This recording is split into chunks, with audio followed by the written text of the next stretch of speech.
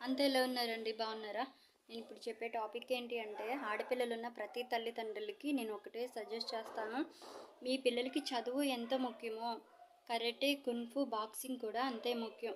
దయచేసి మీ పిల్లల్ని తక్షణమే ఇలాంటి వాటిలో చేర్పించి మీ పిల్లల్ని ఎంకరేజ్ చేయండి.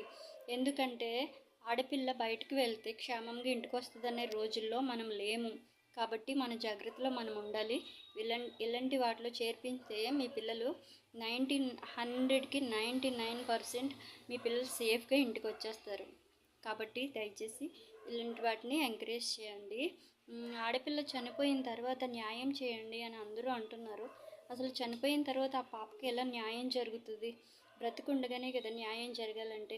ఆ దొంగ రాస్కెల్స్నేమో జైల్లో పెట్టి పందులు మేపినట్టు మేపుతున్నారు. అసలు గవర్నమెంట్లు ఎందుకు అల్లిపోతున్నారు అర్థం కావట్లేదు. ఇంక ఇలా అయితే ఆడవాళ్ళకి ఎలా న్యాయం